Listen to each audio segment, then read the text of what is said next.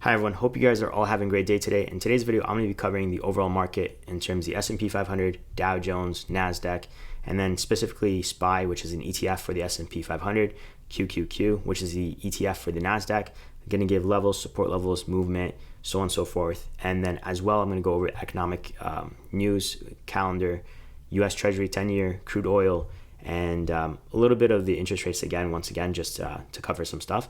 But yeah, hopefully you guys like the video. Hopefully you guys enjoy it. If you do, consider dropping a like. It does help the channel, so thank you so much for that. And I do post the analysis and news daily, so if you want to be notified when I do upload those videos, consider subscribing so be notified when I do upload those videos. Now, in terms of economic news, I'm just going to cover that first before I go through the analysis. In terms of Thursday, April 18th, which is tomorrow, again, the analysis I usually give, it gives you a trajectory throughout the week/months. So it's not just specifically tomorrow, but if you do want to see the latest, I prefer you to see the latest, to be honest, so that way you can get like the next day's kind of stuff. Again, I'll be posting those daily. So 8:30 a.m. tomorrow before the trading bell, initial job claims comes out. Previously it was 211,000. This time around expecting 215,000. At 8:30 a.m. Philadelphia Fed manufacturing survey, it's 3.2 previously, expected this time around 2.5. And then at 9:05 a.m., Fed Governor Michelle Bowman speaks. 9:15 a.m., New York Fed President John Williams speaks. 10 a.m., existing home sales. Previously, it was 4.38 million. This time around, it's 4.17 million. 10 a.m., U.S. leading economic indicator, 0.1 last time, and then a negative 0.1 this time around expected. At 11 a.m. and 5:45 p.m., we have Atlanta Fed President Raphael Bostic speaks. And then U.S. Treasuries at 4.58%. And then crude oils at 82.67%. Now, in terms of 10-year Treasury interest rates and all that stuff, just like yesterday, Jerome Powell, it seems like, again, we were going into this year expecting, at least the market was expecting to have a couple interest rate cuts this year. Now we're dwindling down to essentially, it seems like potentially zero, to be honest.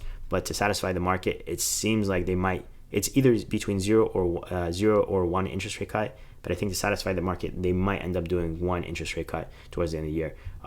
But for the most part, it seems like they kind of want to do no interest rate cuts. But just to satisfy the market, it potentially might do one. We'll see.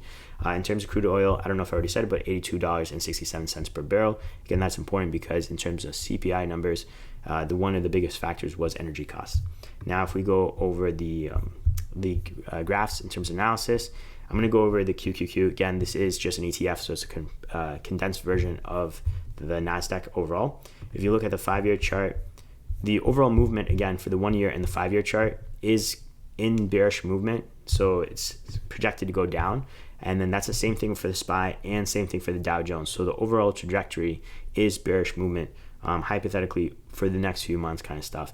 But in terms of short term, obviously that adjusts all the time. But ever since 2010, we've been stuck through this channel, except obviously between 2020 and 2022. But then when we came underneath it, we stayed underneath it and got knocked down once again. And then you can see all these red candles pretty much pointing to the fact that we truly are pretty much heading down. Again, nothing's guaranteed. Some crazy news could come out. But with the interest rates not being cut, plus tensions in the Middle East, it's more pointing to the factor that we will be heading down. So 5-year chart showing bearish, we're in bearish movement with this MACD line. And with the 1-year chart, it shows that we're in bearish movement as well. And if we zoom in, actually, I'll just show the SPY as well and the Dow Jones. So 5-year chart, same thing applies since 2010, but there was no breakout with this one. So for SPY/S&P 500, 2010, this channel, resistance, support, so on and so forth. And bearish movement, just entered it for the S&P 500. And with the 1 year, was in bearish movement and still heading down as well. And then for the Dow Jones, there is quite a bit of support levels, could potentially bounce off them, but for the most part, within these channels, resistance, support, 5-year chart, bearish movement entered, and then the 1-year chart been in bearish movement. Could potentially bounce off the support level just because we've have bounced off it quite a few times, right? But anything's possible. And in terms of economic news, not global specifically, just for the US side, there's nothing crazy happening within the next few, this week and next week, I believe, but I'll double check later on. In terms of the specific details, the 1 month and 3 month.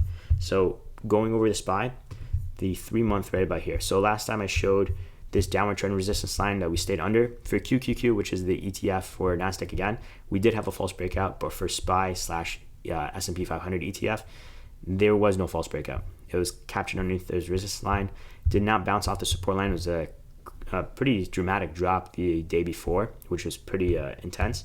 And then we were pretty much headed either to, that I stated before, the clean number 500 essentially. And then the question is, where are we going to go to the upside? Indications yesterday showed, even though technically we should have gone down. So technically, from the logical side, you would expect that today would be going down, but indicators beforehand were showing to the upside. So in terms of news would project to the downside, even though the markets didn't react the day before to the news, which is kind of strange. But the indicators were showing to the upside. And what we ended up having was futures were up, and then when it came to the opening, just straight drops, right? The question is, what are the next levels to go down to? So essentially, from what I checked last time in terms of support levels and all that stuff, it was 497, 498 we could potentially go down to, and then from 497. So I'm basically looking at like kind of these levels for the most part. But $497, $498, currently at $500, give or take. And then the next level is pretty much at $494. So that would be essentially the drops for tomorrow if we were to go down. If we were to go up, we would be battling pretty much $506, give or take. You can see quite a bit of $506 resistance right about here and here. So 506 would be quite difficult to pass. And then the next level would be $508 in my opinion, just because we did see quite a bit of support. I know we did cut through it clean, but at the same time, it could act as resistance. And then I guess if you want to look at moving average, it pretty much solidifies $506 will be quite difficult to pass. So either 506 or 508. I doubt we'd be going higher than that for tomorrow. If we do, it'd be pretty much hard to pass $512. But I guess baby steps, just because I think we still have more downside, even though, because, so for example, Middle Eastern tensions plus interest rate cuts not coming, right?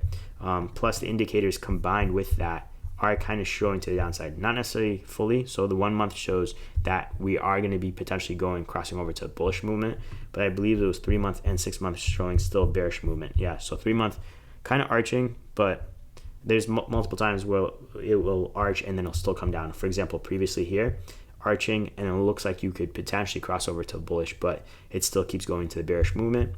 And then 6 month, I believe in the same thing. So it is still in the bearish movement right now. Again, it could arch and then arch down, just like you've seen right here, potentially trying to arch up, and then it came back down, and that was about 3 days ago, give or take. So indications are somewhat mixed, I guess. I thought potentially maybe for the QQQ, it's not mixed, but for the SPY, S&P500, it is somewhat mixed for the short term, not for long term. And in my opinion, I think we're headed down. We could consolidate. That is another option, just like we have the other day. There was another day that, for example, was a down day, and the next day wasn't necessarily a drop day again, because it's having back-to-back is not that easy, hypothetically, in terms of drop days. So it could consolidate, and if it were to consolidate, pretty much, like I wouldn't say necessarily consolidate, but it would be hovering around the $504, $505, back and forth between 500 to 504, 505, give or take. And then essentially the day after, if everything's still bad, it would drop down to the levels, like I mentioned, 497 and 493 and 494, give or take. But then we have the QQQ. So for the QQQ, again, like I showed the channels and all that stuff, so on and so forth, we had a downward trend resistance line, stuck underneath it, false breakout, dropped down. The support level right about here had a clean drop, but essentially indications were pointing to the upside, even though it was contradicting the news and all that stuff. Just couldn't break above the support / resistance level, well, the resistance level at the time, and then it's pretty much retested this resistance level to break through it and drop down. There was a couple breaks, obviously, but false breakouts, and dropped down pretty much to the same level as I mentioned yesterday, 425. And pretty surprising, because again, it was against the indicators. But either way, so what could happen for this one, in terms of, I'm going to cover the consolidation phase level first. If it were to consolidate, I think it would pretty much consolidate between this level already. So $425 to essentially $428. So $428, $429 to $425. And that would just be staying the whole entire time. Right now we closed at $425.84. But if it were to drop, the next levels I had was 421 to 420, give or take. And then if it were to drop drastically, I don't I personally don't think it's going to drop that drastically, but either way, if it were to drop that level, it'd be about $416, $417. But I don't know. It's hard to tell, because I think most likely, in my opinion, again, not a professional, I think most likely it's going to consolidate. I don't think we're going to get crazy drops right after each other that fast, but anything's possible. So again, for $420 to $421, or potentially if it were to drop like crazy, $416, $417. Now, if we were to go upside, I believe that we're going to retest this level right about here. But let me see if there was anything else. So the first level would have to break through, for the most part, would be $430. And then right after that would be $432, $433. And then, yeah, essentially, yeah, 400. So basically anywhere between $430 to $433. I don't think necessarily we would be passing that level come tomorrow. So $433, give or take. It's going to be pretty much stagnant at $430 to $433. And then these will come later in terms of resistance levels, moving averages, and top resistance. But yeah, so again, long-term trajectory. And what I mean by long-term is obviously news could adjust things, and the course of the long charts, 5-year and 1 year, could change after a few weeks. But for the most part, they're pointing to more downside again, right? So in terms of the 5-year chart for QQQ, we could potentially be coming down to the moving averages and all that stuff. I haven't checked fully the levels. I probably should check the levels to ultimately where we're coming down to, but they're still projecting more downside for long term. And for the short term, it's obviously mixed. And then SPY, same thing, showing for the long term downside. And for the Dow Jones, same thing. Again, in terms of downside and all stuff, or staying underneath these upward trend resistance line, just because we're underneath these upward trend resistance line doesn't mean that we're hypothetically heading down, if that makes sense. There's times between 2014 to 2015, so 2014 to 2015, underneath this upward trend resistance line, yet still the market was going up, if that makes sense. So the price of the market is going up, even though it's underneath this upward trend resistance line. But hopefully you guys liked the video. Hopefully you guys enjoyed it. If you do, consider dropping a like. It helps the channel. Thanks so much for that. And I'll see you guys in the next video. Peace.